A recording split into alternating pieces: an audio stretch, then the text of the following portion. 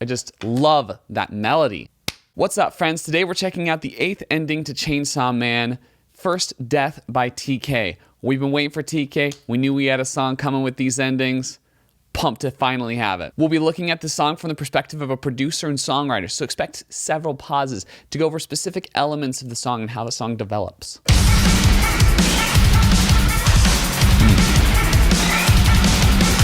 Just that first portion of the song, we hear a lot of really cool things going on. There's this really chuggy guitar, this guitar that's focused on more of the low end, that's just coming in at certain moments to emphasize the rhythm.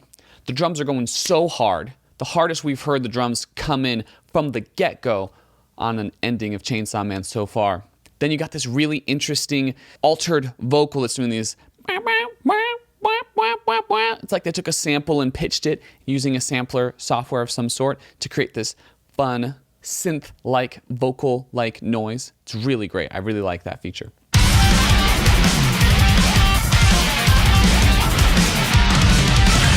Now we've added another guitar, and this guitar is just shredding on that high end, sounding so cool. Really great melody.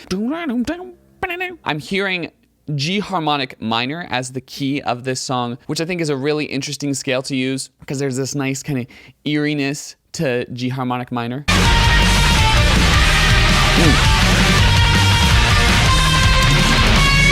Loving that guitar right there. Just a great shredding guitar solo to bring us into the song. We're like 20 seconds into this song and we haven't even heard any vocals yet. The instrumentals have just been that on it. Just destruction. Which fits really well with this episode because this episode is incredibly destructive. I don't want to ruin it for people who are watching this before they watch the episode, but Jiminy Cricket, like everyone dies. Please subscribe. Pretty please.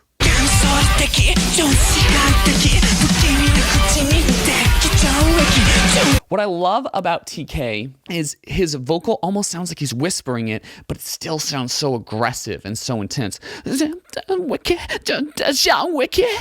just so cool. It's got this really nice just aggression to it. And he's starting out aggressive. In a lot of TK anime songs, he doesn't start out going full throttle. In the Psycho-Pass one he does, but in most of them he kind of scales it back at first and then comes in. Here he's starting off intense. Oh.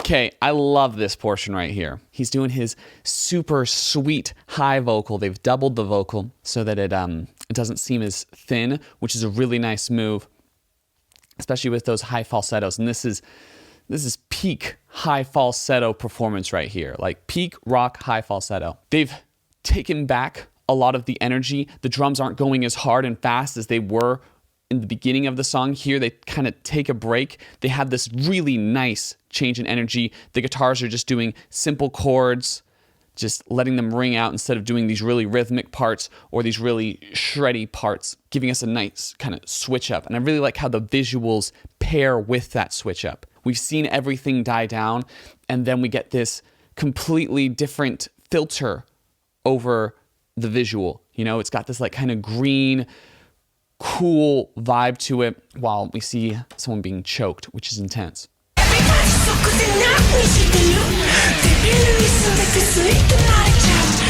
Nice breakdown. We've gone from the slower part to incorporating that halftime rhythm that we've heard in the drums into a more aggressive breakdown section, which is really intelligent.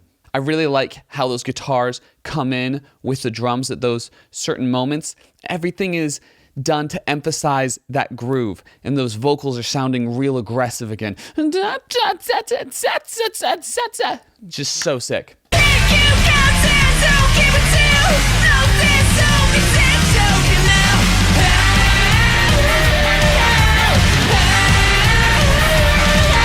We've brought back those full throttle drums going at normal speed, and then this guitar is doing this really nice progression that is emphasizing the vocals in this nice kind of harmonic stack, really helping us build in to an ending intensity in a nice way.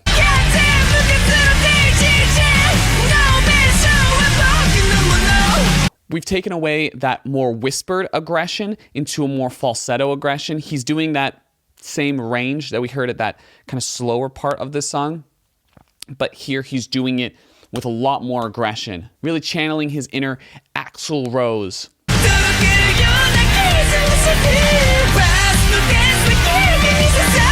A lot of good distortion to the vocal, a lot of good aggression, and you can feel that the guitar is just rearing to burst out and get into a sick, shreddy solo here at the end.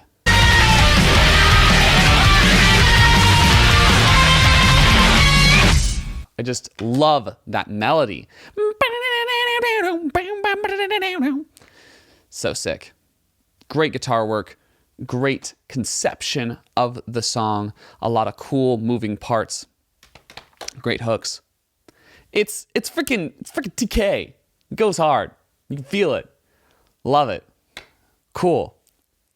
Oh, I'm super excited to hear this full song. I think this is the first song of all these songs where I'm just like desperate to hear the full piece because I know there's going to be some screams. I know they're going to go even harder. Like we've already heard them going hard, but that full version is just going to go way too hard. Hope you've enjoyed this video. Hope it's given you some insight into the music and to the creation of the music, the development of the music. If it has, I'd really love it if you liked, comment, shared, subscribed.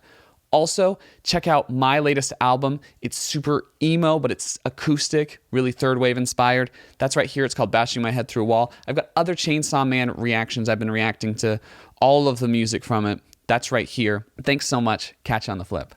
Can you hear the heartbeat? Can you hear the heartbeat?